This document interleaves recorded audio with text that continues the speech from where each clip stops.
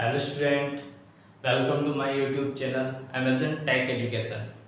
Student, last lecture में हमने discuss किया था डीसी सीरीज जनरेटर, जिसमें हमने आपको डीसी सीरीज जनरेटर के डेरिवेशन के बारे में बताया था तथा हमारे कुछ बेसिक फॉर्मूला जो थे वो निकल कर आए थे, जैसे हमारा आर्मेचर पावर और हमारी लोड पावर और हमारी टर्मिनल वोल्टेज, तथा हमने देखा था कि आपस में करंट में रिलेशन क्या होता है डीसी सीरीज जनरेटर के अंदर।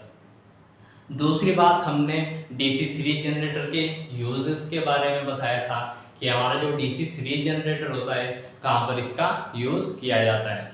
मैंने एक आपको ट्रांसमिशन लाइन का एग्जाम्पल लेकर समझाया था कि हमारा जो डीसी सीरीज जनरेटर होता है उसे किस प्रकार से बूस्टर की तरह यूज में लाया जाता है। तो स्टूडेंट, आइए जल्दी से बात करते हैं आज के टॉपिक की। तो आज का जो टॉपिक है स्टूडेंट हमारा वो क्या है स्टूडेंट, हमारा characteristics of DC series generator. Hindi में बात करें तो डीसी सीरीज जनरेटर के अभिलक्षण। तीसरा जो नाम है स्टूडेंट है इसका, इसे वोल्टेज तथा current characteristics of DC series generator या VI characteristics of DC series generator के नाम से भी जानते हैं। तो स्टूडेंट, जनरली हम इस कैरेक्टरिस्टिक्स में डीसी सीरीज जनरेटर के वोल्टेज तथा करंट के बीच में आपस में ग्राफ को शो करते हैं तथा देखते हैं कि हमारा ग्राफ वोल्टेज तथा करंट के बीच में किस प्रकार से प्राप्त होता है। तो आइए स्टूडेंट जल्दी से टॉपिक के बारे में बात करते हैं, characteristics of DC series generator. तो जनरली स्टूडेंट इसे तीन पार्ट्स में डिवाइड किया है। पहला है हमारा मैग्नेटिक कैरेक्टरिस्टिक्स, दूसरा है हमारा इंटरनल कैरेक्टरिस्टिक्स और तीसरा क्या है हमारा एक्सटर्नल कैरेक्टरिस्टिक्स। तो आइए इन तीनों के बारे में थोड़ा इंट्रोडक्शन लेते हैं कि हमारी जो मैग्नेटिक कैरेक्टरिस्टिक्स क्या होती है और हमारी इंटरनल कैरेक्टरिस्टिक्स क्या होती है और हमारी एक्सटर्नल कैरेक्टरिस्टिक्स क्या होती है। तो स्टूडेंट, पहला अगर बात करें मैग्नेटिक कैरेक्टरिस्टिक्स, तो मैग्नेटिक कैरेक्टरिस्टिक्स के बारे में अगर बात करें स्टूडेंट, तो मैग्नेटिक कैरेक्टरिस्टिक्स हमारी नो लोड वोल्टेज तथा हमारी सीरीज फील्ड करंट के बीच में खींचा गया ग्राफ होता है। अर्थात स्टूडेंट, हमारी पहली जो कंडीशन है मशीन नो लोडेड होती है, अर्थात जो मशीन का आउटपुट टर्मिनल है उससे किसी लोड को कनेक्ट नहीं किया है। तो जनरली जो हमारी मैग्नेटिक कैरेक्टरिस्टिक्स होती है स्टूडेंट, वो हमारी नो लोड वोल्टेज तथा सीरीज फील्ड करंट के बीच में खींचा गया ग्राफ होता है। जनरल स्टूडेंट, हमारा जो मैग्नेटिक कैरेक्टरिस्टिक्स होती है वो हमारी मैग्नेटिक बिहेवियर पर डिपेंड करती है, यानी हमारा जो मशीन के मैग्नेटिक फील्ड, मशीन के अंदर जो मैग्नेटिक फील्ड क्रिएट हो रहा है तथा उसके किस किस प्रकार से अभिलक्षण है, उन सब के बारे में हम मैग्नेटिक कैरेक्टरिस्टिक्स में जानेंगे। तो दूसरी जो बात है स्टूडेंट हमारी मैग्नेटिक कैरेक्टरिस्टिक्स की, वो सब चीज़ें हमारी मैग्नेटिक बिहेवियर के बातों पर डिपेंड करती है, जो हमारे पोल्स हैं जिनके थ्रू हमारा मैग्नेटिक फील्ड क्रिएट हो रहा है। दूसरा क्या है स्टूडेंट, हमारा इंटरनल कैरेक्टरिस्टिक्स। तो इंटरनल कैरेक्टरिस्टिक्स के बारे में अगर बात करें स्टूडेंट, तो ये हमारे मशीन के इंटरनल फैक्टर पर डिपेंड करती है, यानी जो हमारा मशीन का इंटरनल सेक्शन होता है, जैसे आपको बता दूं क्या होता है स्टूडेंट, हमारा इंटरनल सेक्शन एक तरह से हमारा आर्मेचर होता है। तो जो ये हमारी सेकंड वाली कैरेक्टरिस्टिक्स है इंटरनल कैरेक्टरिस्टिक्स, तो ये हमारी आर्मेचर पर जनरेटेड वोल्टेज तथा आर्मेचर करंट पर खींचा गया ग्राफ होता है। अर्थात अगर इसके बारे में बात करें स्टूडेंट, तो ये हमारी जनरेटेड वोल्टेज तथा हमारी आर्मेचर करंट के बीच में खींचा गया ग्राफ होता है। यानी हम इसमें देखते हैं कि हमारी जनरेटेड वोल्टेज और आर्मेचर के करंट के बीच में आपस में क्या रिलेशन प्राप्त होता है। दूसरी बात स्टूडेंट, अगर इंटरनल कैरेक्टरिस्टिक्स के बारे में बात करें, क्योंकि मैग्नेटिक कैरेक्टरिस्टिक्स में हमारा नो लोडेड कंडीशन थी और ये हमारी लोडेड कंडीशन, यानी इस बार हम मशीन को लोडेड कंडीशन में रखेंगे। तीसरा क्या है स्टूडेंट, हमारा एक्सटर्नल कैरेक्टरिस्टिक्स, जो हमारे मशीन की एक्सटर्नल कंडीशन पर डिपेंड करती है, अर्थात जो मशीन के एक्सटर्नल पैरामीटर है स्टूडेंट, उन सब पर हमारा एक्सटर्नल कैरेक्टरिस्टिक्स डिपेंड करती है। जैसे आपको बता दूं स्टूडेंट कि हमारा जो एक्सटर्नल कैरेक्टरिस्टिक्स है वो हमारे एक्सटर्नल फैक्टर, जैसे हमारा टर्मिनल वोल्टेज या लोड वोल्टेज तथा हमारी लोड करंट पर डिपेंड करता है। अर्थात जो हम ग्राफ खींचेंगे स्टूडेंट हमारा एक्सटर्नल कैरेक्टरिस्टिक्स में, वो हमारी लोड वोल्टेज तथा हमारी लोड करंट के बीच में खींचा गया ग्राफ होगा, क्योंकि स्टूडेंट लोडेड कंडीशन में भी हमारा मशीन लोडेड होगा। तो आइए स्टूडेंट, जैसे मैं आपको यहाँ पर एक ग्राफ को शो करूंगा, उसमें ये तीनों कैरेक्टरिस्टिक्स आपको एक साथ में बताऊंगा कि हमारी मैग्नेटिक कैरेक्टरिस्टिक्स कैसे होती है और हमारी इंटरनल कैरेक्टरिस्टिक्स और हमारी एक्सटर्नल कैरेक्टरिस्टिक्स। जैसे मान लेते स्टूडेंट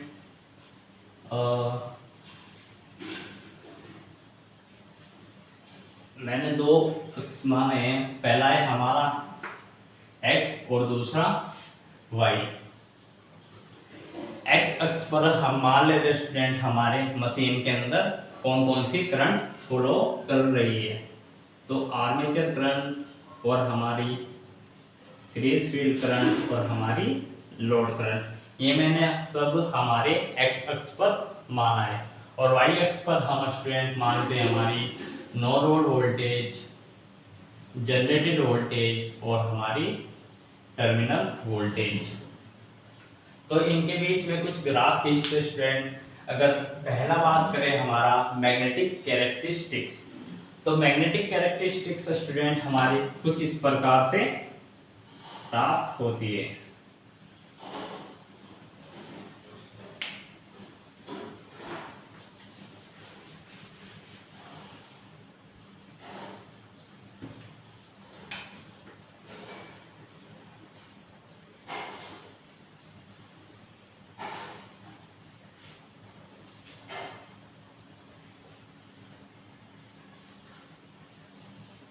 मान लेते स्टूडेंट हमारा वो पॉइंट है और यहाँ से यहाँ हमारा एक पॉइंट। तो स्टूडेंट जो हमारी मैग्नेटिक कैरेक्टरिस्टिक्स होती है वो हमारी ए से लेकर ओ से लेकर हमारी ए तक प्राप्त होती है। क्योंकि स्टूडेंट हमारी मशीन नो लोड कंडीशन में है, तो स्टार्टिंग में हमारा V प्रोपोर्शनल टू I, यानी जैसे जैसे हमारी आर्मेचर करंट बढ़ेगी वे उसके अकॉर्डिंग हमारा नो लोड वोल्टेज बढ़ेगा, या हमारी नो लोड वोल्टेज बढ़ेगी तो हमारा करंट भी बढ़ेगा, यानी हमारी जो सीरीज फील्ड करंट है वो भी इंक्रीज होगी। तो यहाँ से देख सकते हैं स्टूडेंट, पहले तो हमारा ये एक प्रकार से ओम के नियम के अनुसार जैसे जैसे वोल्टेज बढ़ रही है वैसे वैसे हमारा करंट भी इंक्रीज हो रहा है। लेकिन एक निश्चित पॉइंट के बाद स्टूडेंट हमारा वोल्टेज तो बढ़ना बंद हो गई, लेकिन हमारा जो करंट है स्टूडेंट वो हमारा कांस्टेंट हो गया। यानी इसके बाद अगर आप हमारे वोल्टेज को बढ़ाने की कोशिश भी करेंगे तो हमारी करंट क्या होगी स्टूडेंट, सीरीज फील्ड करंट हमारी कांस्टेंट हो जाएगी। क्योंकि बेसिकली स्टूडेंट जो हमारा मशीन के अंदर पोल्स होते हैं तो उनके भी द्वारा कोई ना कोई मैग्नेटिक फील्ड भी जनरेट होता है, तथा उस मैग्नेटिक बिहेवियर की वजह से हमारा ईएमएफ जनरेट होता है या हमारी नो लोड वोल्टेज जनरेट होती है, तथा उसी की वजह से हमारा सीरीज फील्ड करंट फ्लो करती है।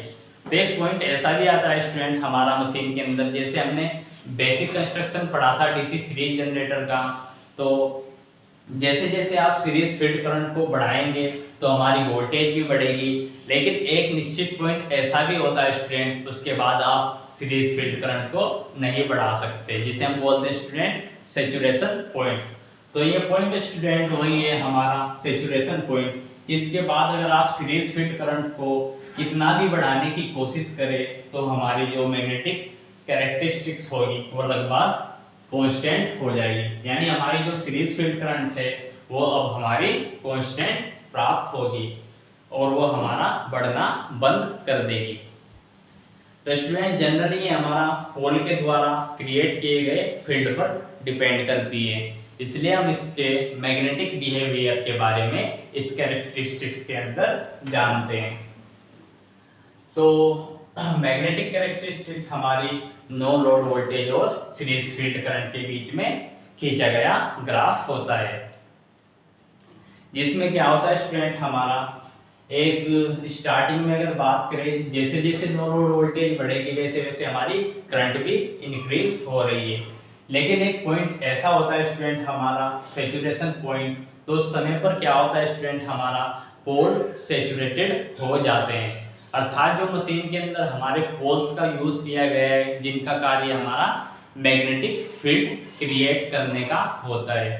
तो क्या होता है स्टूडेंट, मैग्नेटिक फील्ड जैसे जैसे इंक्रीज होगा तो वोल्टेज करंट भी हमारी बढ़ रही है, तो एक पॉइंट ऐसा आएगा जो हमारा मैग्नेटिक फील्ड बढ़ना बंद हो जाएगा तथा उसकी वजह से हमारा जो सीरीज फील्ड करंट है वो हमारी कांस्टेंट हो जाएगी, जिसे हम बोलते हैं स्टूडेंट हमारा सैचुरेशन पॉइंट, यानी सैचुरेशन पॉइंट के बाद हमारी सीरीज फील्ड करंट लगभग कांस्टेंट हो जाती है। दूसरी अगर बात करें स्टूडेंट हमारी इंटरनल कैरेक्टरिस्टिक्स, तो इंटरनल कैरेक्टरिस्टिक्स जैसे स्टूडेंट आपको बता दूं कि हमारे मशीन के इंटरनल सेक्शन पर डिपेंड करती है, यानी जो हमारे मशीन के इंटरनल पार्ट्स है उनके कुछ फैक्टर है, जैसे हमारा जनरेटेड वोल्टेज और हमारी आर्मेचर करंट, तो इनके बीच में हम आपस में रिलेशन देखते हैं कि हमारी जनरेटेड वोल्टेज और हमारी आर्मेचर करंट के बीच में क्या रिलेशन प्राप्त होता है।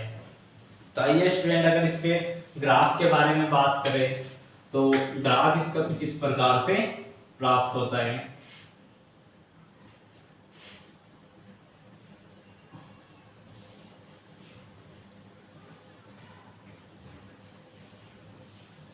मान लेते स्टूडेंट ये क्या है हमारा ओ से लेकर बी तक पॉइंट, तो क्या होगा स्टूडेंट हमारा जो इंटरनल कैरेक्टरिस्टिक्स है जनरली जनरेटेड वोल्टेज और हमारी आर्मेचर करंट के बीच में खींचा गया ग्राफ होता है। तो क्या होता है स्टूडेंट, स्टार्टिंग में तो हमारा ओम के नियम के अनुसार जैसे जैसे आप वोल्टेज को इंक्रीज करेंगे वैसे वैसे हमारा आर्मेचर करंट भी इंक्रीज होगा, लेकिन एक निश्चित पॉइंट आएगा स्टूडेंट हमारा जिसके बाद हमारी आर्मेचर करंट कांस्टेंट हो जाएगी, अर्थात यहाँ से सैचुरेशन पॉइंट जो है स्टूडेंट हमारा ये सैचुरेशन पॉइंट मान लेते हैं, उसके बाद हमारी जो आर्मेचर करंट है स्टूडेंट वो बढ़ना बंद हो जाएगी, अर्थात ये कांस्टेंट हो जाएगी। क्योंकि स्टूडेंट आपको जनरली पता होगा कि जैसे जैसे आप आर्मेचर करंट को इंक्रीज करते हैं तो हमारी आर्मेचर रिएक्शन भी होना शुरू हो जाती है।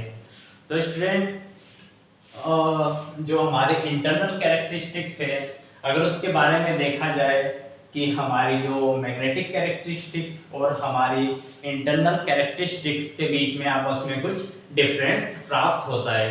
जनरल एग्जाम में पूछा जाता है कि हमारी मैग्नेटिक कैरेक्टरिस्टिक्स और हमारी इंटरनल कैरेक्टरिस्टिक्स के बीच में कोई डिफरेंस प्राप्त होता है तो ये डिफरेंस किस वजह से प्राप्त होता है। तो स्टूडेंट जैसे मैं बता दूं ए और बी के बीच में ये जो डिफरेंस प्राप्त हुआ हमारा जो इनके कैरेक्टरिस्टिक्स के बीच में डिफरेंस प्राप्त हुआ स्टूडेंट हमारा वो हमारा आर्मेचर रिएक्शन के कारण प्राप्त हुआ, यानी ड्यू टू आर्मेचर रिएक्शन। क्योंकि स्टूडेंट हमारा जो आर्मेचर रिएक्शन होता है आर्मेचर रिएक्शन वो प्रोपोर्शनल होता है स्टूडेंट हमारा आर्मेचर करंट के, यानी स्टूडेंट अगर मशीन के अंदर हमारी आर्मेचर करंट इंक्रीज हो रही है यानी बढ़ते बढ़ते बढ़ती जा रही है स्टूडेंट, तो वैसे वैसे ही हमारा आर्मेचर रिएक्शन भी इंक्रीज होगा। यानी जो आपको डिफरेंस नजर आ रहा है स्टूडेंट हमारा मैग्नेटिक कैरेक्टरिस्टिक्स और हमारी इंटरनल कैरेक्टरिस्टिक्स के बीच में, वो किस वजह से आ रहा है स्टूडेंट हमारा, वो है स्टूडेंट हमारा आर्मेचर रिएक्शन के कारण। तो लास्ट जो स्टूडेंट हमारी कैरेक्टरिस्टिक्स है वो क्या है, हमारी एक्सटर्नल कैरेक्टरिस्टिक्स, यानी जो हमारे मशीन के एक्सटर्नल पार्ट है जहां से हम वोल्टेज को प्राप्त करते हैं या जहां पर हम लोड को कनेक्ट करते हैं, तो वो जनरली हमारा वो लोड वोल्टेज और हमारी लोड करंट के बीच में खींचा गया ग्राफ प्राप्त होता है। तो ये कुछ इस प्रकार से होता है स्टूडेंट हमारा एक्सटर्नल कैरेक्टरिस्टिक्स।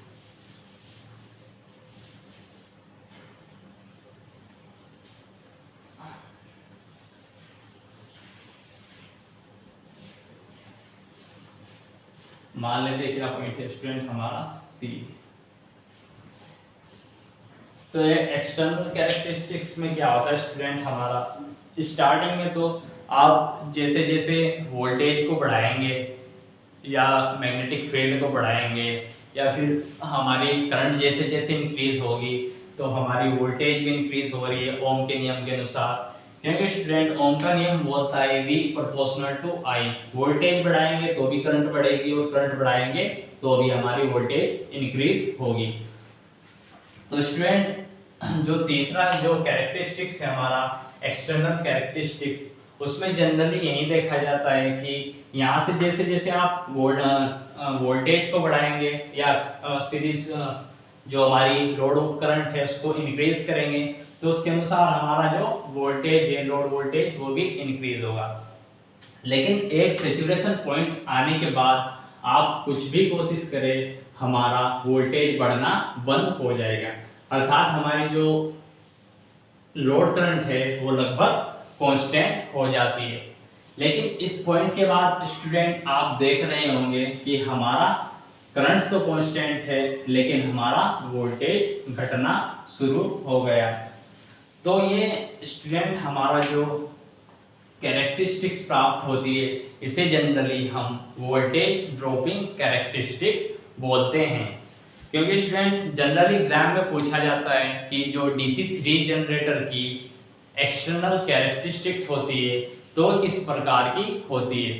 तो स्टूडेंट यहाँ से समझते हैं हमारा कि जो डीसी सीरीज जनरेटर होता है उसकी एक्सटर्नल कैरेक्टरिस्टिक्स हमारी वोल्टेज ड्रॉपिंग टाइप की होती है, अर्थात इस पॉइंट पर आने के बाद हमारी डीसी सीरीज जनरेटर की वोल्टेज घटनी शुरू हो जाती है। समझते स्टूडेंट कैसे घटती है वोल्टेज, क्योंकि जब मैं आपको डीसी सीरीज जनरेटर का डेरिवेशन कराया था तो वहां पर कुछ फॉर्मूला निकल कर आया था जो हमारी क्या थी टर्मिनल वोल्टेज। तो वो क्या थी स्टूडेंट हमारी Eg minus IA into RA minus IS into RSE। यहां से समझते स्टूडेंट जो एक्सटर्नल कैरेक्टरिस्टिक्स है, स्टार्टिंग में आपके पास में मान लेते हैं स्टूडेंट कि हमारा 400 वोल्ट था। तो 400 वोल्ट था स्टूडेंट, तो स्टार्टिंग में हमारी 400 वोल्ट थी, वो जनरेट स्टार्टिंग में कोई लॉस नहीं थे। तो जैसे यहाँ पर जनरेटेड वोल्टेज 400 थी तो हमारे टर्मिनल पर भी 400 वोल्ट प्राप्त हुई। तो जैसे जैसे आप वोल्टेज को इंक्रीज कर रहे हैं तो वैसे वैसे हमारा करंट भी इंक्रीज हो रहा था। लेकिन एक पॉइंट ऐसा होता है स्टूडेंट, उसके बाद हमारी करंट तो कांस्टेंट हो जाती है और हमारा वोल्टेज घटना शुरू हो जाता है, क्योंकि स्टूडेंट रास्ते में जो हमारी मशीन थी उसके अंदर हमारा आर्मेचर रेजिस्टेंस था और हमारा सीरीज फील्ड रेजिस्टेंस भी था। तो आर्मेचर रेजिस्टेंस और सीरीज फील्ड रेजिस्टेंस, तो वहां पर कोई ना कोई लॉस हो जाते हैं या हमारे वोल्टेज के नुकसान हो जाते हैं जो हमारी जनरेटेड वोल्टेज में से घट जाते हैं। मान लेते हैं स्टूडेंट हमारी स्टार्टिंग में यहाँ पर टर्मिनल वोल्टेज 400 वोल्ट प्राप्त हो रही थी, लेकिन उसके बाद जब हमने मशीन को लोडेड कंडीशन में देखा तो उसके बाद क्या हुआ, हमारा आर्मेचर रेजिस्टेंस और हमारी सीरीज फील्ड रेजिस्टेंस की वजह से 2 वोल्टेज ड्रॉप हुए। मान लेते हैं यहाँ पर 20 वोल्ट प्राप्त हुए और यहाँ पर 20 वोल्ट। तो उसके बाद हमें जो आउटपुट वोल्टेज प्राप्त होगी वो 360 वोल्ट प्राप्त होगी। तो स्टूडेंट यहाँ से देख सकते हैं कि अगर इसके बाद आप लोड को बढ़ाते हैं स्टूडेंट तो हमारी टर्मिनल वोल्टेज घटती जाती है। इसलिए जो स्टूडेंट हमारे एक्सटर्नल कैरेक्टरिस्टिक्स होती है जनरली वोल्टेज ड्रॉपिंग टाइप की कैरेक्टरिस्टिक्स होती है। दूसरी जो खास बात है स्टूडेंट इस मशीन में डीसी सीरीज जनरेटर के अंदर तीनों ग्राफ में आप देख सकते हैं, जैसे पहला क्या था हमारा, ये क्या है हमारी मैग्नेटिक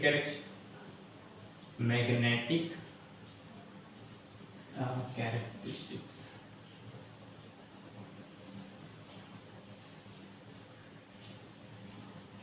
दूसरा क्या था हमारा इंटरनल,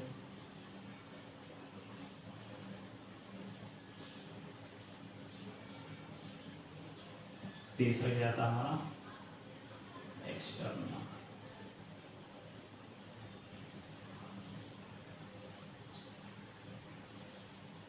क्यों स्टूडेंट स्टार्टिंग में जो मशीन हमारी नो लोड कंडीशन में थी, यहाँ पर भी कांस्टेंट वोल्टेज, ऐसे ही यहाँ पर भी कांस्टेंट वोल्टेज, ऐसे ही यहाँ पर भी कांस्टेंट वोल्टेज, यानी जैसे जैसे आप वोल्टेज को बढ़ाते थे वैसे वैसे हमारा करंट भी बढ़ता था। लेकिन इन तीनों ग्राफ में एक खास बात आपको दिख रही होगी स्टूडेंट कि एक सैचुरेशन पॉइंट के बाद हमारा जो करंट है वो लगभग कांस्टेंट हो जाती है। इसलिए student generally DC series generator को कांस्टेंट डीसी सीरीज जनरेटर के नाम से भी जानते हैं। यानी इसके बारे में अगर बात करें स्टूडेंट तो काफ़ी ज़्यादा ये भी क्वेश्चन पूछा गया है कि वह कौन सा मशीन है जिसे कांस्टेंट करंट सोर्स की तरह कार्य करता है, अर्थात वो कौन सा मशीन होता है जो एक प्रकार से कांस्टेंट करंट सोर्स की तरह बिहेव करता है। तो वो क्या होता है स्टूडेंट, हमारा डीसी सीरीज जनरेटर एक ऐसा सीरीज जनरेटर है जो हमारा कांस्टेंट सोर्स की तरह बिहेव करता है, अर्थात जो इसकी करंट होती है armature current, series field current और हमारी लोड करंट आपस में बराबर होती है। बहुत ज़्यादा फेमस क्वेश्चन है स्टूडेंट हमारा, इसके बारे में बहुत ज़्यादा बार पूछा गया है कि हमारा डीसी सीरीज जनरेटर एक तरह से कांस्टेंट करंट सोर्स की तरह बिहेव करता है।